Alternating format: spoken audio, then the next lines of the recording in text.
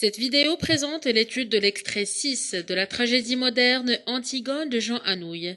Il s'agit du dernier extrait ayant pour objectif d'étudier les caractéristiques de la scène de clôture dans une tragédie moderne.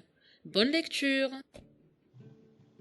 Cet extrait s'agit du dernier extrait de l'œuvre.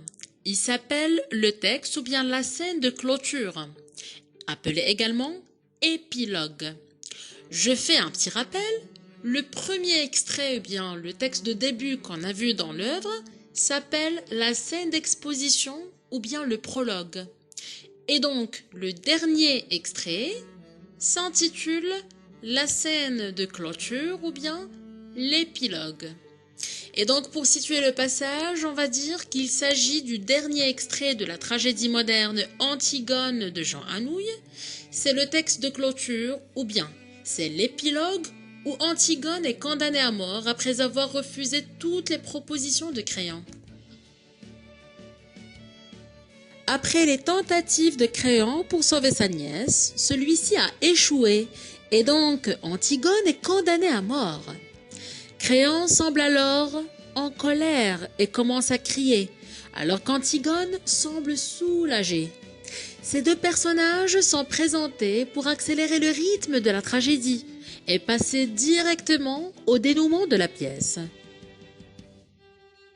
Le chœur rejoint Créon sur scène pour essayer de faire revenir le roi sur sa décision et ne pas tuer Antigone. D'ailleurs, il emploie plusieurs arguments, dont par exemple « c'est une enfant Créon ».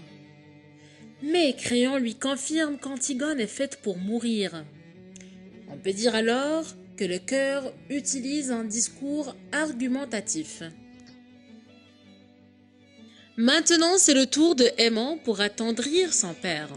À son tour, il avance certains arguments comme « Je suis ton fils, tu ne peux pas me la laisser prendre. Je t'en supplie, père, que j'admire encore. Je suis trop seul et le monde est trop nu si je ne peux plus t'admirer. » Ces arguments, en effet, sont d'ordre sentimental. Et donc, Aimant essaie de persuader son père de ne pas tuer sa bien-aimée. Ensuite, le garde accompagné d'Antigone apparaît. Il est insouciant qu'Antigone meure ou pas. Pour lui, il a fait son travail. Il ne partage avec Antigone qu'une discussion à propos de sa carrière et de son travail. Ainsi, il lui annonce comment va-t-elle mourir. En fait, Antigone est condamnée à mort vivante, c'est-à-dire qu'on va la murer dans un trou.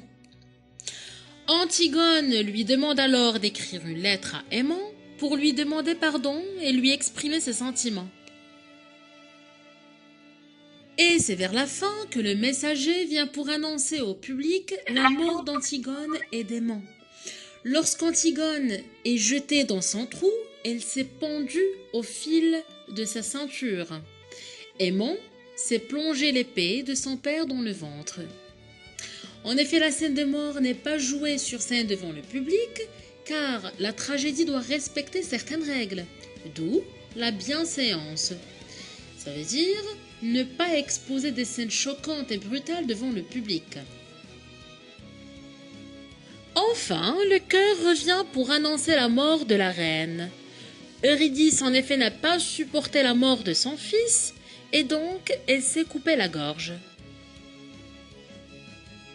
Pour conclure, on peut dire que Créon a fait tout ce qui est en son pouvoir pour sauver sa nièce Antigone, mais en vain. Celle-ci refuse toutes les propositions de son oncle. Je rappelle aussi que cet extrait constitue l'épilogue de la pièce.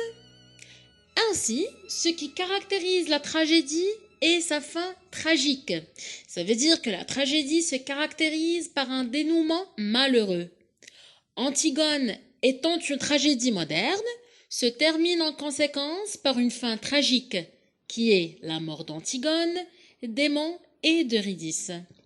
Sur ce, la vidéo touche à sa fin. Je vous remercie pour votre attention.